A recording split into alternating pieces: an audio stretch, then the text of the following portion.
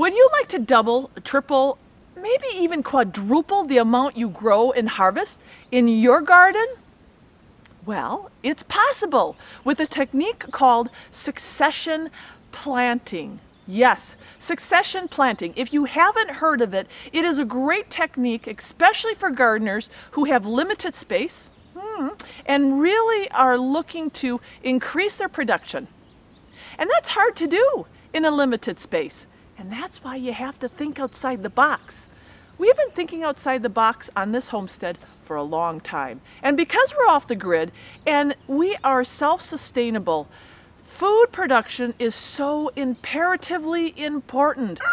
We need this garden to sustain us. That's why we implement many different techniques to make sure that every square inch of this garden is feeding us and giving us produce. And that's why we implement succession planting. If you haven't heard of it, it is a great technique and one that you can implement today, now, in the middle of July, in the middle of August. It's not too late. So let's get started and I'll show you how to get your plants and your seeds going in your garden now to succession plant successfully. So the best way for me to explain succession planting is to take you in my garden and explain it, show you exactly what we do. So think about it this way. Some vegetables take up space in the garden all summer long. That would be like our tomatoes. That would be something like our watermelon, our cantaloupe, our pickles, our cucumbers, our zucchini. And then there are some vegetable plants that you can grow that only need a short time to ripen. Well, that's where succession planting comes into play because you have different crop times.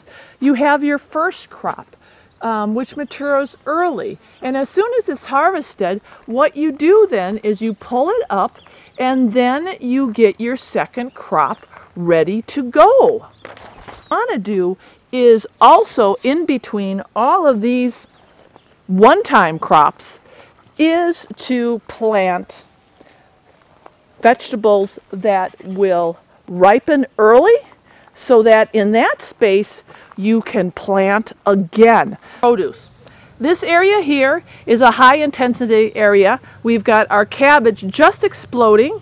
Already my broccoli has gone to seed. I've got another crop of carrots coming in. Potatoes are over here.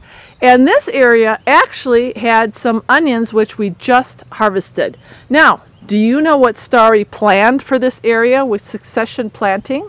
Well, I planned that the cabbage were going to get big and that the onions would need to be harvested before that, which meant I could pull this up and then plant more kale. We love kale. We love, love, love, love kale.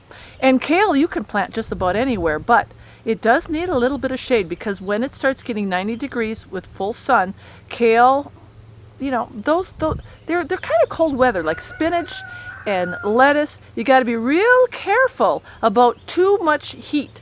So I like to choose a little bit shaded spot for my kale, and it seems to thrive better where it's shaded. And how do I do that in a garden with no shade? I use other plants.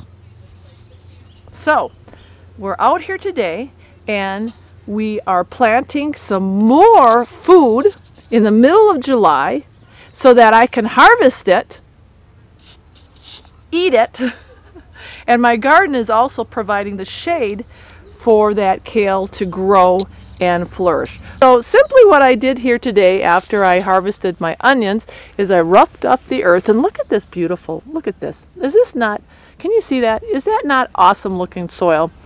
This is all back to Eden soil.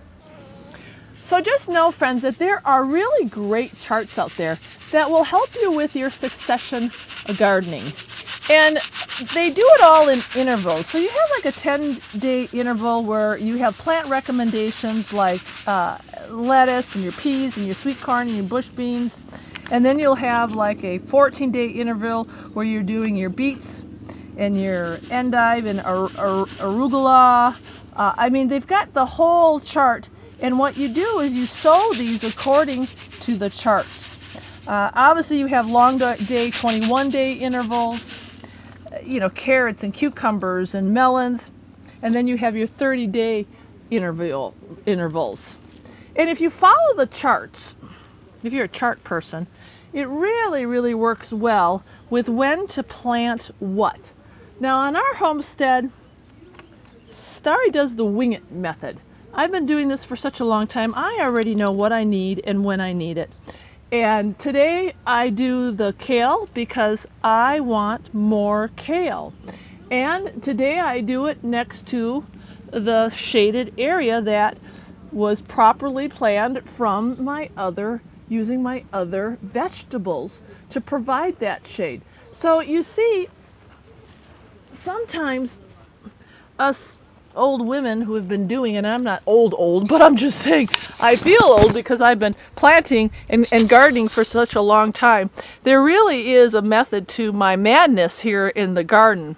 And when people come here, they see the explosion and they see the produce and they see the high yielding, and they kind of shake their head because they're like, it just doesn't make any sense. You don't have any rows, and you're not out here with the sprinkler every day, and you're not weeding, and you're planting now. Yeah, many different techniques to make sure that we can continue to eat throughout the season.